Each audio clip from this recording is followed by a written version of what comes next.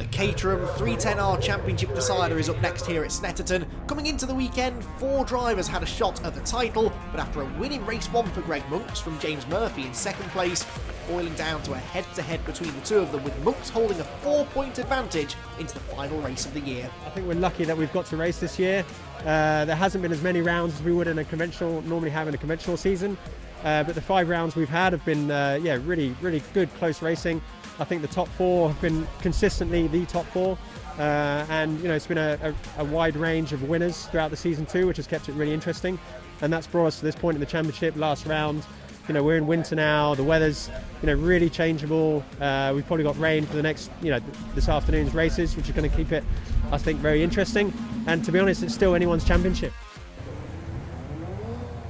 Well, Greg Monks, with his win earlier on today, is on pole position. James Murphy alongside him. Murphy must win this race to have any chance of taking the title away from Greg Monks. If he does so, a podium will be enough for Greg, regardless of what Murphy can do. Well, the rain is coming down pretty heavily now. It's going to be a very treacherous final race of the 2020 season. The lights are about to go off. Away we go. We ride on board with Lewis Thompson from the inside of row 2, but James Wingfield to our left gets an absolutely demon start and moves ahead of us. And look at the conditions. You can barely see where you're going. They're getting quite literally a face full of spray. Not pleasant out there at all. Greg Monks got the lead there from Murphy into Richards, but it looked as though he was running wide.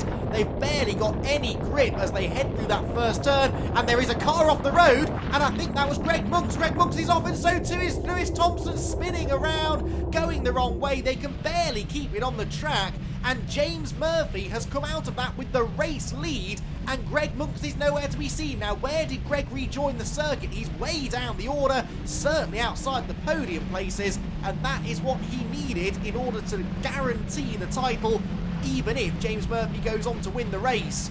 Well, in biblically wet conditions, we're set, I think, for an absolutely epic final race of the year, because now Greg Monks needs to work his way back up the order. On board again with Lewis Thompson. Look at the amount of standing water on the track. It's a miracle any of them made it round those first few corners without any major incident, and the race can carry on. Matt Shepherd there is in second position, and third, I think, is still James Wingfield, but it's almost impossible to tell. There in the background was Greg Monks, so he's dropped well outside the top 10, just behind a scrapping pair of cars in front of him. The 138 car there trying to go around the outside. 128, sorry, Harry Senior.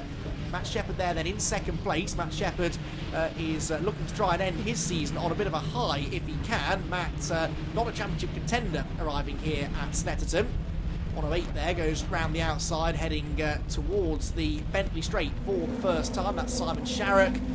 Visibility is getting worse and worse and worse. There is certainly no guarantee that just because these drivers have got through the first few corners without strife, that they're going to continue to be able to do so for the rest of the race. So this might not all be over for Greg Monks, but it's going to be very, very difficult, surely, for him to work his way back through the order. Greg's drop scores, by the way, so far: a 7th place last time at Donington and a 4th at Cadwell. So actually, as things stand, this would become a drop score, but it matters little with James Murphy out in front. Lewis Thompson was a championship contender coming into this weekend, but even a 3rd place finish in this morning's first race wasn't quite enough to keep him in contention. But if he keeps pushing on, there's always a chance of penalties and other things happening post-event that could help him out, and one car going off in front of him has definitely helped him out. Oh, but then he goes straight off himself at Coram Corner. The barriers are looming. Is he going to hit them? Yes, he is. Heavy left-hand side contact, and Lewis Thompson is now out of the race. And that was a simple case of aquaplaning. He just had absolutely no grip going into Coram Corner. Now there is James Murphy, no longer in the race lead. Look, he's lost the lead somewhere along the line, and this looks like it might be Greg Monks trying to fight his way back up the order. And Greg Monks there, then the 105 car is outside the top 10, but James Murphy is not in the lead at this stage. So as things stand, Monks could pull into the pit lane and still win the championship. But he won't want to do that, because there's every chance, of course, that Murphy could still find himself ahead of Matt Shepherd, who has got the lead in the closing stages of the race. This was the first corner. Look, Monks just hits that puddle on the inside, goes straight on. Look how far back Matt Shepherd was. Matt Shepherd's about 5th or 6th into the first corner, and he comes out of the first couple of corners with the race lead. Cars off everywhere. Greg Monks had a complete 180-degree spin, and he wasn't the only one. There's another car off now as well. The 117 of Tom Allen is in the barriers, and he very, very nearly collected the stricken car of Lewis Thompson. That was very dangerous. and I wouldn't be surprised if more and more cars are starting to litter the side of the track if we see a safety car or even a red flag intervention here. That's not what James Murphy needs, though. He needs this race to carry on. Look at him sliding out of riches as he chases down Matt Shepherd in the lead of the race. There is Matt, the yellow 180 car. Matt Shepherd winless this year. Indeed, he's not been on the podium all the way through 2020, and he could round the season out, maybe with his debut victory in the category, but that is a long way off yet. He's got to survive the conditions, and if James Murphy can get anywhere near him, which he is starting to do, look, Murphy is not going to take any prisoners. This is the championship on the line for James Murphy. He may not be aware of what's happened to Greg Monks, but he did know before the race started that a win was his only chance of taking the championship, and so that will be very much his target. He's closing in on Matt Shepherd here as they go through the midfield, the infield part of the circuit, up towards the very quick left-hander at Hamilton, even in these conditions, but it's very easy to just slip off wide. You can see Murphy catching corner by corner. He's definitely going to be close enough to get a slipstream down the Bentley Straight here. This could be James Murphy's chance to take the race lead and the championship lead provisionally away from Greg Monks, who still isn't showing any signs of breaking into the top 5 or so. Through Williams, out to the Bentley Straight. He's put himself now in the perfect position. He will have to drive through a big ball of spray in order to get the full effect of the slipstream, but he is doing exactly that. Look, pulls to driver's left. All right, they are side by side for the race lead, and James Murphy is going through. He's got first position away, and if he can hang on now to the flag, that will give him the championship. This could not be any closer in absolutely filthy conditions here at Snetterton. James Murphy has done it. He's got himself in front. Now he just needs to stay there, and that is not going to be easy to do because the conditions are still getting worse. He hits a puddle turning into the bomb hole, another one coming out of the bomb hole. Did that give Shepherd a chance to close back in? I don't think it did. They both were following each other's lines, and so any puddles that James Murphy is hitting, Matt Shepherd is also being delayed by. Well, Matt might not be on maybe anymore for his first victory, but a first podium of the year would be a solid way to round out the 2020 season for the DPR Motorsport driver. It's James Murphy, who could be on course for the title.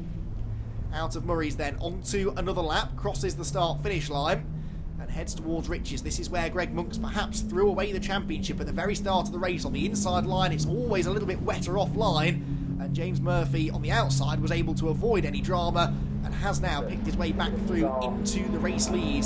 Starting to get away from Matt Shepherd as well. I'm not sure that Shepherd has the ultimate pace here to challenge James Murphy. James doing exactly what he set out to do at the start of the race. They're a country mile ahead of anybody else. It's David Yates, I think, that's in third position, but he is some nearly 20 seconds behind these two as they go onto this lap. Head through Palmer's back towards the Agostini hairpin. Really see some of the long distance views that you get from the spectator bankings here at Snetterton. Some very brave spectators have made the visit to Snetterton this afternoon. They're being treated to some thrilling racing, but some rather miserable weather. Murphy then flirting with disaster there, runs right out over the curbs, and that's a red flag. That is a red flag. The race is being stopped. There must be too many cars off the road, or perhaps the clerk of the course has decided the conditions are getting too intolerable, but this could be pivotal because the result will go back a lap, and I don't think James Murphy will be classified the race leader. Oh, Pete Walters has gone off. He's the latest to fall victim to the puddle at Corham Corner. That perhaps is part of the reason for the red flag. 3 cars off at the same part of the circuit, but the result goes back a lap. So Shepherd gets the win, Murphy is second, and Greg Monks in 9th wins the championship in the most bizarre circumstances possible. I'm really, really happy because it's been a real kind of up and down year and I haven't had the form I had last year. So to finish on a win is really good, especially in those conditions because you literally couldn't see a thing. It was really tough. In the end, just done enough throughout the season to just have enough points to make a complete hash of it in that last race. But wow, I mean, I was actually looking forward to a wet race, but in the end, yeah, first corner I just came gliding off. Aquaplaning, there was so much standing water, which on the green flag laps I just didn't pick up. And then I think I still came off maybe 3 or 4 times after that on my recovery drive, just getting caught out on the aquaplane. So I mean, yeah, in the car in the last race, I was just really just wanting to recover. I just wanted to just get back up to the front and do as much as I could in the 30 minutes we had. The race was stopped after 15 minutes because there was cars off all over the place. But I'm just so thankful that I did enough, I suppose, yeah, and the earlier race today to be able to, yeah, clinch the championship. So really happy. Well, that 9th place for Greg Monks becomes a drop score, so he can count back the 21 he was dropping previously from Cadwell Park. It's all a bit complicated, but it means he takes the championship by 2 points, with Lewis Thompson hanging on to 3rd.